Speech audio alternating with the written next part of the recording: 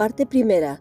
Estamos muy gozosos de presentar este maravilloso estudio de No es legislación, sino revelación, el cual fue escrito por su autor en los años 1900 aproximadamente. Hoy presentamos esta breve serie en su versión podcast en este presente siglo XXI. Este estudio ha sido de grande bendición allá antaño y esperamos que hoy sea del mismo tenor para los oyentes de nuestro canal, a quienes han alcanzado los fines de los tiempos, ya que en breve esperamos la venida de nuestro Señor Jesucristo. Agradecemos al Señor por su inmensa bondad en concedernos esta oportunidad de compartir con los santos esta hermosa enseñanza de la palabra de Dios, las cuales son muy necesarias para el sano crecimiento de los hijos de Dios, y para ello descansamos en la fidelidad del Señor y la guía del Espíritu Santo, el cual nos iluminará para la comprensión de los propósitos de Dios en este respecto. Es nuestro anhelo que sea de mucha bendición. Leemos en 2 de Timoteo capítulo 1, verso 13, un importante encomio del apóstol Pablo. Retén la forma de las sanas palabras que de mí oíste en la fe, el amor que es en Cristo Jesús. Al observar una prenda de vestir, podríamos preguntarnos por qué un vestido puede lucir de manera tan deslucido y por qué no proporciona el adorno o confort que se esperaba o se quería de él. Respondemos sencillamente porque el tal no fue hecho conforme al modelo. Así también lo es en cuanto a la actitud hacia la verdad. Leemos en 1 Corintios capítulo 14, verso 40, pero hágase todo decentemente y con orden. Y en Colosenses capítulo 2, verso 5, porque aunque estoy ausente en cuerpo, no obstante en espíritu estoy con vosotros gozándome y mirando vuestro buen orden y la firmeza de vuestra fe en Cristo. De esta manera notamos que, en cuanto a la actitud hacia la verdad, hallamos 4 clases de creyentes. Primero, los que ignoran, pero son honestos. Segundo, los que ignoran voluntariamente. Tercero, los que tienen luz y convicciones, pero no tienen fuerza para conservarse por sus convicciones. Y cuarto, los que conocen la verdad y andan en el poder de ella. Tenemos poca esperanza de ayudar a la segunda clase. Si los santos tienen luz y comienzan a apartarse de ella, hay escasa esperanza de que alguna vez obtengan alguna parte en el Señor, aunque tengan gran éxito aparentemente. Tenemos profundo anhelo de instruir a aquellos que quieren instrucción y que están en realidad hambrientos por conocer toda la voluntad de Dios. También deseamos alimentar al hambriento que tiene luz para que pueda ser afirmado tan poderosamente y que sea capaz de permanecer por las convicciones divinamente transmitidas y así resistir al error en toda dirección. Por supuesto, la enseñanza del Señor confortará y animará a los que están siguiendo sus convicciones. Allá por el año 1900 ha habido una cantidad de preguntas de diversas personas, las cuales fueron emitidas en diferentes tiempos acerca de la organización, especialmente porque los mismos no han estado identificados con ningún cuerpo organizado y no han hablado favorablemente de ellos. Últimamente se hubo recibido tantas preguntas sobre este tema que nos hemos sentido presionados en espíritu a difundir tal esencia. No hacemos antesala para la corriente de control humano, pero Dios nos usará para sacar a algunos santos del medio de la esclavitud a la libertad y a otros fuera del cerco de la incertidumbre, y como nos dice en Isaías capítulo 8, verso 20, a la ley y al testimonio. Amado oyente, si tú realmente quieres la luz por la palabra de Dios, sin duda podemos ayudarte, porque no iremos a ninguna otra parte para nuestro material. Sin embargo, si tú no estás contento con lo que la Escritura expone, sino que insistes en mezclar la razón humana con la palabra, entonces me temo que este artículo no te va a aprovechar. Veremos acerca de la iglesia instituida y leemos en Mateo capítulo 16, verso 18 de la versión revisada de 1909. Mas yo también te digo, tú eres Pedro, del griego Petros, una piedra, y sobre esta roca edificaré mi iglesia, y las puertas del infierno, o sea, Hades, no prevalecerán contra ellas. La frase mi iglesia era para Pedro un pensamiento nuevo, que él no entendió entonces. Este fue el primer indicio en el Nuevo Testamento de lo que Pablo más tarde llamó la iglesia o el cuerpo de Cristo. Nota también las siguientes palabras de Jesús en Mateo capítulo 18, verso 20. Porque donde están 2 o 3 congregados, del griego eis, dentro, en mi nombre, allí estoy yo en medio de ellos. 2 es el número de suficiente testimonio de testigos competentes y es el más pequeño número posible que se pueda ser llamado iglesia o asamblea. Está implicado que los tales son reunidos por el Espíritu Santo, porque solo Él es el poder de juntar y que congrega en el único nombre Jesús. Preguntamos, ¿qué significa congregarse en el nombre de Jesús? Significa que 2 o 3 o más están allí como Él está. Si en, como dice del griego eis, dentro, su nombre, entonces se pierde de vista sus propios nombres. Si es dentro de su nombre, del nombre de Jesús, luego todos los otros nombres quedan excluidos. El Padre había revelado recientemente a Pedro que su nombre era el Cristo, el ungido, el Hijo del Dios viviente. Mateo capítulo 16, verso 16. Por lo tanto, congregarse en el nombre de Jesús significa congregarse como ungidos, cristianos, y a los discípulos se les llamó cristianos por primera vez en Antioquía. Hechos 11:26, e hijos del Dios viviente, gloria a su excelso nombre. Cuando recibimos a Jesús como Salvador por el nuevo nacimiento, nos convertimos en hijos de Dios. Al recibir el Espíritu Santo, nos convertimos en ungidos de Dios. Por lo tanto, somos hijos ungidos de una misma familia, de una sola familia, la casa de Dios, de la cual Jesús es el hijo mayor. Jesús compró la filiación, es decir, la calidad de hijos para nosotros por su muerte, y también la jefatura, es decir, el señorío sobre nosotros para sí mismo. Por el derecho de la redención, Él es la cabeza de su cuerpo, que es la iglesia. Por lo tanto, donde el Espíritu Santo reúne a 2 o 3 o más en su nombre, Él es la figura esencial. Él está allí, en medio, como su cabeza, su vida, su luz, su sabiduría, su fuerza, su director, su consejero. No toda supuesta iglesia es parte del cuerpo de Cristo, porque no toda compañía religiosa es reunida por el Espíritu Santo. A veces son salvos, pero se encuentran en algún otro nombre que no es el nombre del Señor. Si la gente se reúne en otro nombre, ¿qué garantía tienen de que Jesús está allí? ¿Cómo podemos estar reunidos en 2 nombres?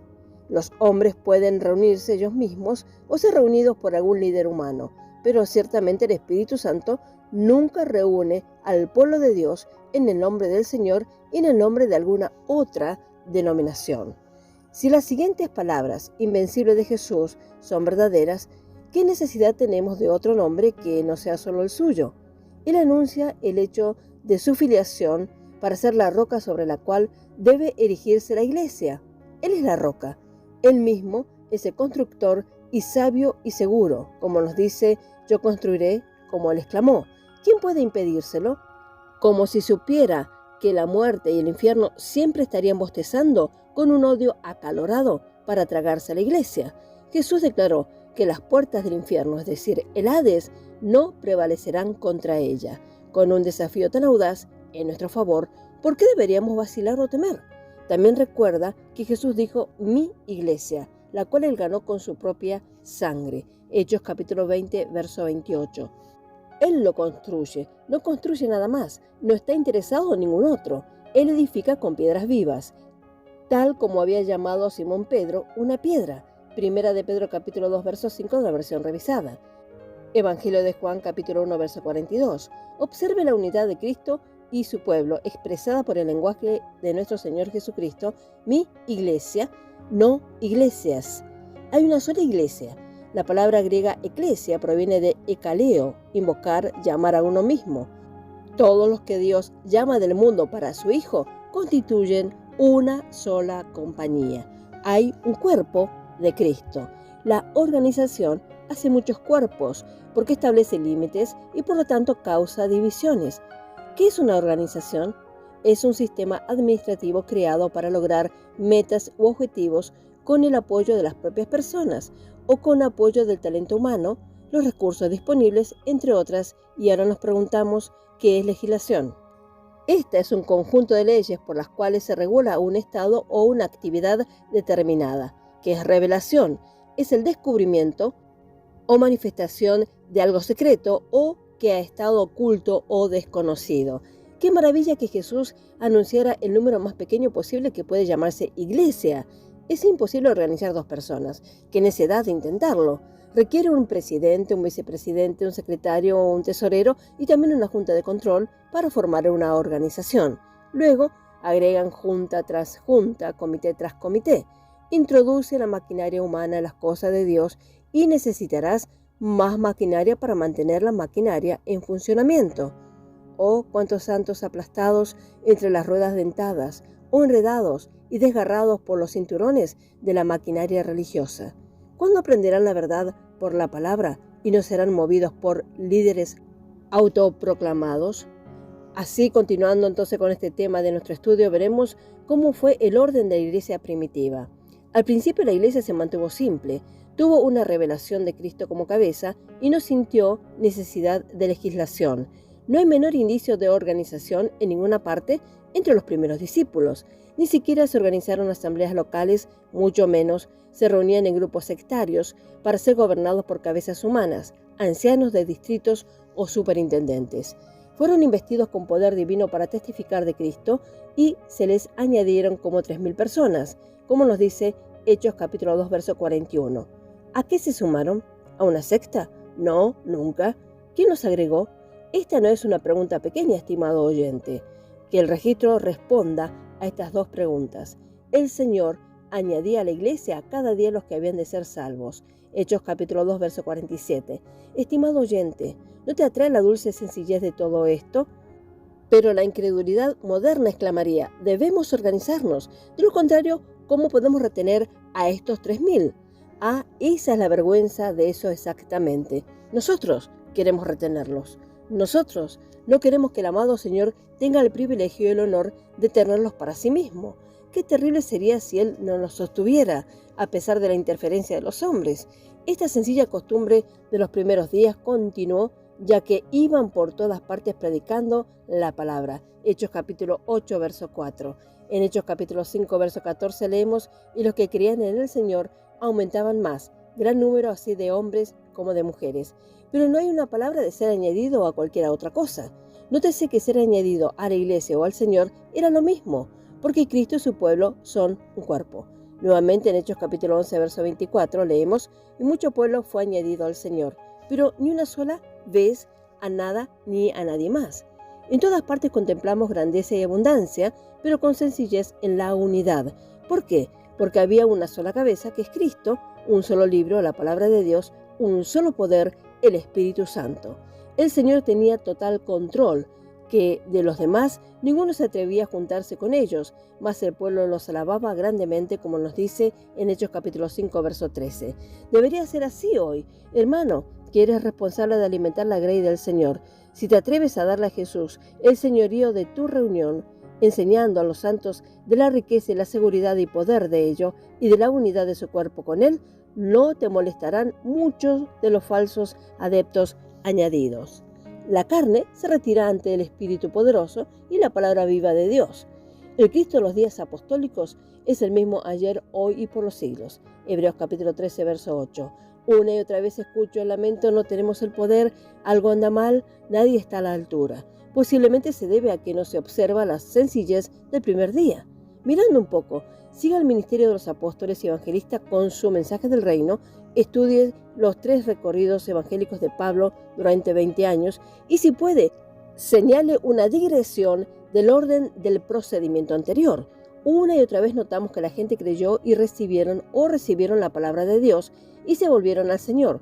Véase, por ejemplo, Hechos capítulo 8, verso 12. Pero cuando creyeron a Felipe, que anunciaba el evangelio del reino de Dios y el nombre de Jesucristo, se bautizaban hombres y mujeres. Hechos capítulo 8, verso 14.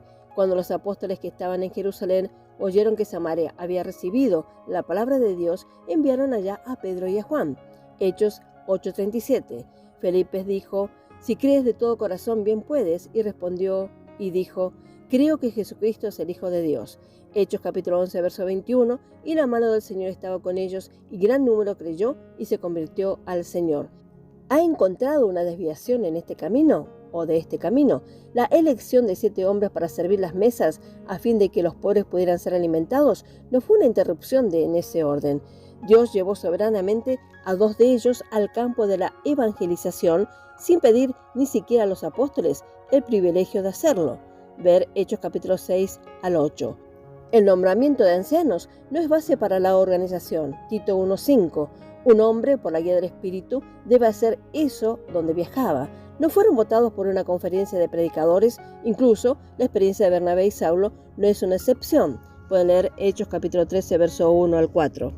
Habían escuchado el llamado de Dios al ministerio de la palabra mucho antes. De hecho, antes de que Saulo tuviera la oportunidad de ser ordenado por los apóstoles o por la iglesia en Jerusalén, predicaba a Cristo en las sinagogas en Damasco, que es el Hijo de Dios. Hechos capítulo 9, verso 20. No toda la iglesia, sino 5 profetas y maestros estaban adorando a Dios cuando Bernabé y Saulo fueron apartados para la obra. No fue una reunión de negocios. A ellos les habló el Espíritu Santo y noten la dulce sencillez de todo el procedimiento. Separadme a Bernabé y a Saulo. Déjame tenerlos para la obra. No se dice nada aquí de un oficio, a la cual yo, el Espíritu, los he llamado, y ellos, siendo enviados por el Espíritu Santo, partieron. Qué diferente de las operaciones modernas. Su obra fue indicada por el Espíritu. Fueron llamados por el Espíritu, separados por el Espíritu, unidos como obreros por el Espíritu y enviados por el Espíritu. Oh, que fuera así ahora. ¿Buscamos la verdad por causa de la verdad y por causa de Jesús? Entonces ten paciencia conmigo, estimado oyente. Lo repito, no hay un solo ejemplo de una iglesia organizada en el Nuevo Testamento. Ni los 12 apóstoles ni el apóstol Pablo y sus colaboradores se movieron jamás por canales sectarios. Pablo dijo: sed imitadores de mí, así como yo lo soy de Cristo. En 1 Corintios capítulo 11, verso 1 de la versión revisada. ¿No deberíamos imitarlo en el orden de la iglesia, así como en otros asuntos? La palabra griega órganon, que significa instrumento y herramienta, de la cual se derivan nuestras palabras organismos y organización, no se usa ni una sola vez en el Nuevo Testamento. Tampoco se utilizan estos derivados, organismo como institución y organización. ¿No son estos hechos a ser considerados? La palabra griega metodeia es la más cercana a organización. Se usa 2 veces, pero en ambos casos con referencia a Satanás o a hombres que diseñan o trazan. Metodeia significa arte, artificio. Nuestras palabras método y sistema se derivan de él. Viene del verbo trabajar por método, tratar con astucia, seguir, investigar científicamente. En Efesios capítulo 4, verso 14, metodeia se traduce como el que está al acecho. En Efesios capítulo 6, verso 11 se traduce astucias. Dios no actúa por método o artificio astuto.